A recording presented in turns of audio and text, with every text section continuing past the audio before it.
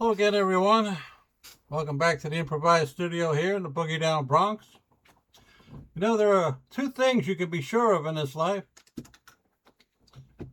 The first is that Jesus rose on the third day. The second is that your bad grandpa, Charlie Michaels, is even worse than the last time you seen him. And that was pretty bad, wasn't it? All right, so this is my third in my series on Romans chapter 4. Some of you who follow this channel will recall that last month I made two videos, relatively short, on Romans chapter 4, verse 2, terribly misunderstood verse, Romans chapter 4, verse 6 through 8, which is another terribly misunderstood passage. And today I'm going to be discussing the most misunderstood verse in Romans chapter 4, which is verse 5. This is the easy believers trump card. Romans chapter 4, verse 5. Let me pull it up here, and I'll refresh your memory and mine about it here. I can find it. There we go. Romans 4, verse 5. But to him that worketh not, but believeth on him that justifieth the ungodly, his faith is counted for righteousness. This is the get out of hell free card for easy believism.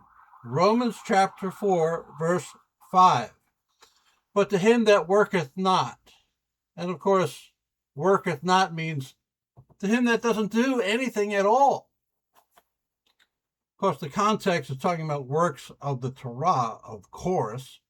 You go back Romans chapter 2, really from the middle of that chapter all the way to here, it's been talking about works of the Torah. But no, easy believism says he's talking about anything and everything you could possibly do to please God. Worketh. That's what worketh means. Yeah, sure. And I suppose if I was talking about, I don't know, writing poetry for the last 10 minutes, I'm talking about writing poetry, and then I say the one that doesn't write, I'm talking about anyone and everyone who has ever written anything about anything, correct? Oh, yeah, sure. Anyway, like I said, last month I made two other videos, relatively short. I want to try and keep this one short too, if possible.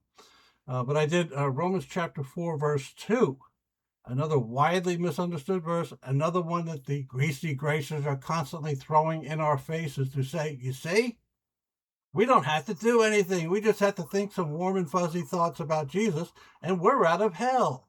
Doesn't matter what we do. We don't have to repent from sin. We don't have to pick up our cross daily and follow that long and hard road that leads to life. No, no, no, no. Those are works, you see. And they point to verses like Romans 4, 2, where it says, for if Abraham were justified by works, and again, works is anything and everything you could possibly do, not the works of the Torah that he's been talking about the last few minutes, all through chapter 3, really. From 3:20 forward, he's been talking about works of the law, contrasting that with faithfulness to the Messiah. But here, Romans chapter 4, verse 2, they claim that means any sort of activities that Abraham might have done. For if Abraham were justified by works, he hath whereof to glory, but not before God. So, as I said last month in that, 8-minute video I did on this particular verse, I pointed out that works are works of the law. And the reason Abraham has no reason to glory, to feel proud about it, is because the works of the law didn't exist yet. He lived centuries before they existed, so he couldn't exult before God about having gotten an Aaronic priest to perform those works for him. I pointed out there is no personal pronoun in Romans 4, verse 2. You don't see his there. For if Abraham were justified by his works, you don't see his. You see his in Romans chapter 2, verse 6. Okay, where it says everyone will be rewarded according to his works. Very specifically, everyone will be rewarded according to his deeds.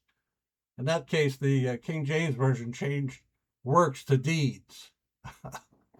Okay?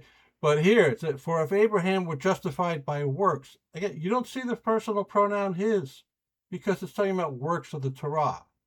We're talking about ritual animal sacrifices. We're talking about keeping the 3 annual festivals. We're talking about honoring the Sabbath, having your son circumcised on the 8th day. These are works of the Torah that were commanded. Abraham were justified by such work? No, he couldn't be, because those works didn't exist yet. That's why Paul has brought Abraham into Romans chapter 4. He's contrasting obedience to God, which is what Abraham displayed throughout his life. Not credulity about God, but obedience to God. Abraham is consistently obedient to God. We read this in Genesis from chapters 12 through 26. You cannot cite an example where Abraham ever disobeys God. You can cite several examples where he disbelieves God, but never where he disobeys God. And that's why Paul has brought him into the discussion in Romans chapter 4, because he's showing that, yes, people of God have gotten right with God without the Torah. And Paul knows that Abraham is a perfect example of that. That's why he's discussing him in Romans chapter 4, after this discussion directly above, contrasting works, obedience to the Torah, with obedience to Jesus, faithfulness to Jesus. That's what it's about now, to the Messiah, to King Jesus. All right, so I discussed that last month. I did that video. Maybe I'll put the link to it here below. Also, we talked about Romans chapter 4, verse 6. Again, the easy believers will throw up Romans 4, 6 and say, you see, look, David didn't have to do anything either. He didn't have to do anything righteous. He just thought those warm fuzzies about the Lord. Look what it says in Romans chapter 4 and verse 6. Even as David also describeth the blessedness of the man unto whom God imputeth righteousness without works.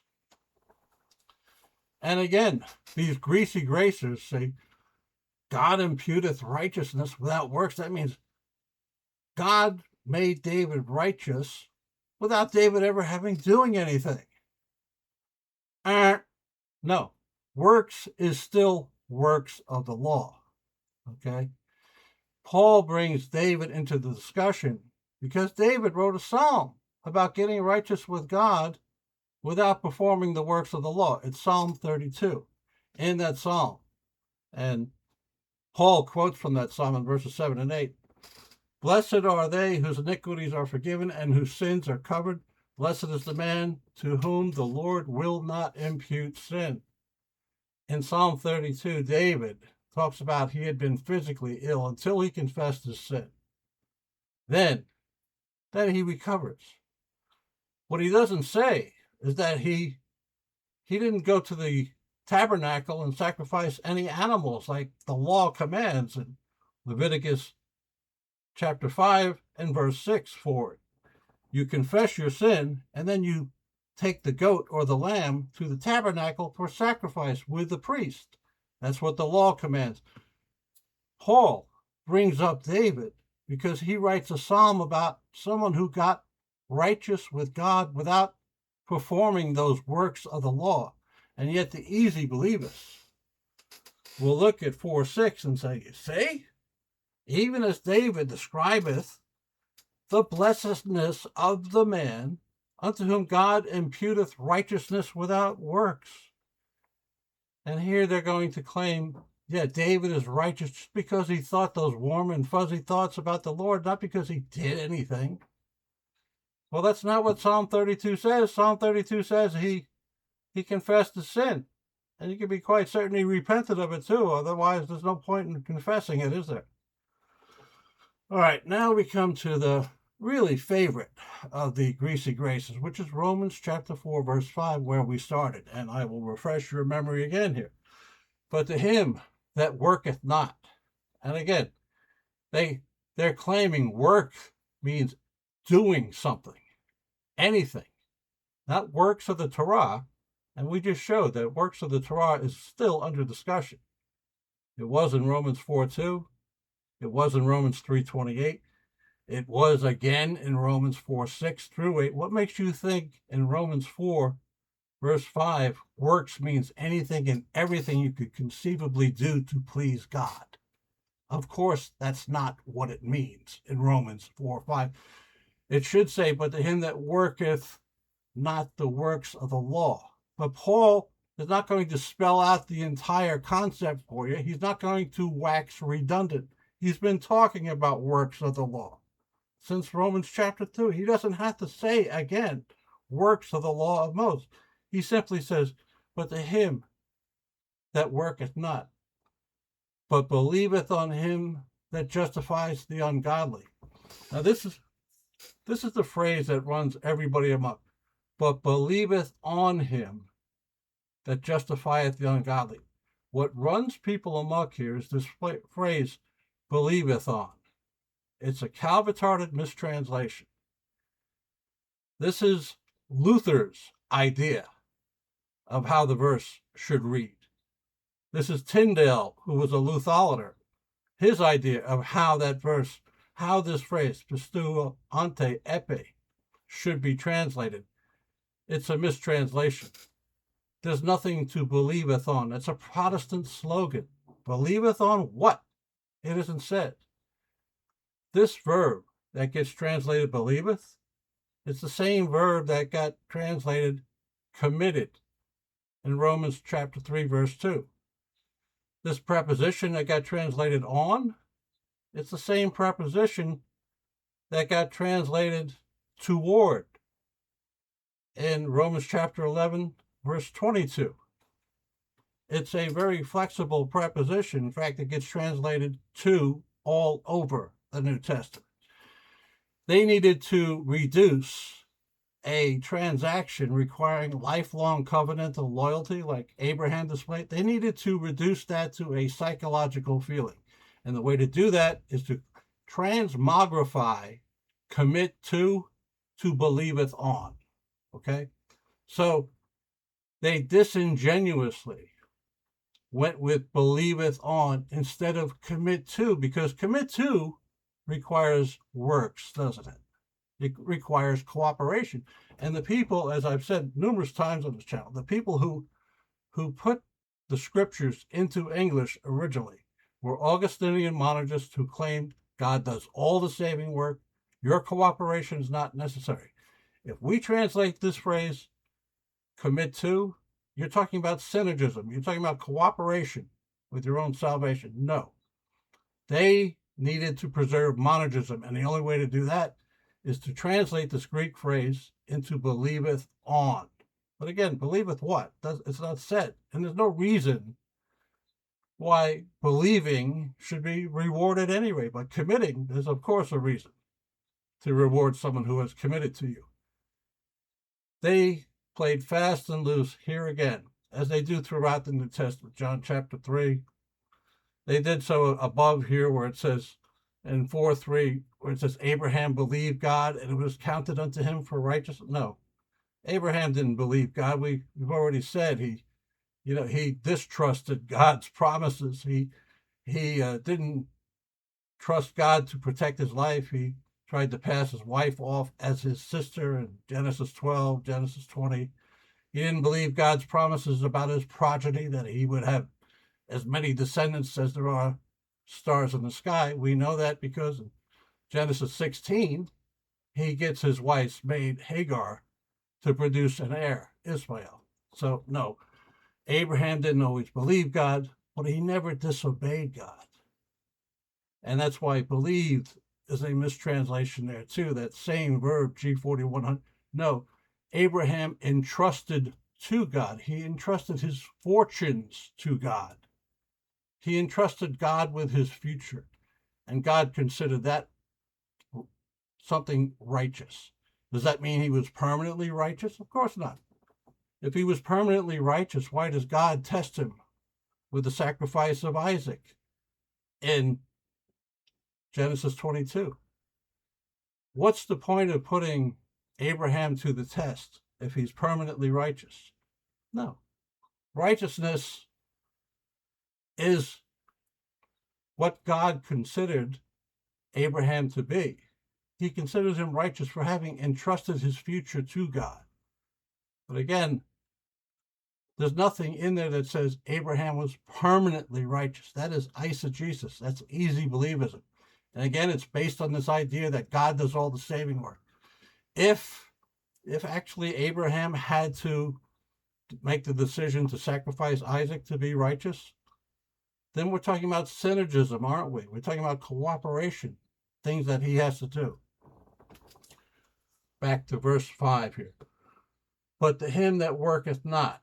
Again, worketh is talking about works of the Torah. But believeth on, no, but committeth to him that justifies the ungodly. His faith is counted for righteousness. Everybody thinks faith is some sort of a synonym for trust, hope. It's not. Faith in Romans 4:5 means the same thing it means in Romans 1:8, faithfulness. This noun, and it is a noun, not a verb, it's in the nominative case in Romans 4:5, just as it is in Romans 1:8. Romans 1:8, the whole world is in awe of your faith, the Roman church, the persecuted Roman church.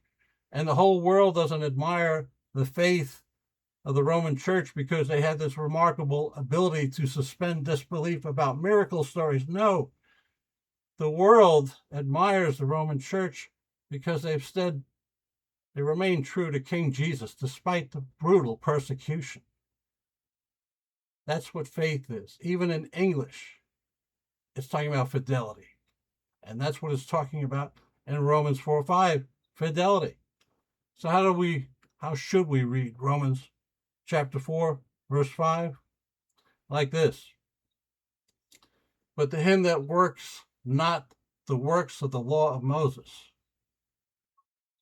but commits to him that justifies the ungodly, his faithfulness is counted as righteousness. His faithfulness is counted as righteousness. That's what Romans chapter 4, verse 5 is saying. It's not saying anybody who simply thinks the right, warm, and fuzzy thoughts is going to be righteous. No. That is the Protestant eisegesis of Romans 4:5. It's agenda-driven. Again, these people who put our scriptures into English originally, these people were at war. They were waging an information war with the Roman Catholic Church. And yeah, they played fast and loose with the sacred word to win that information war. Do your own research.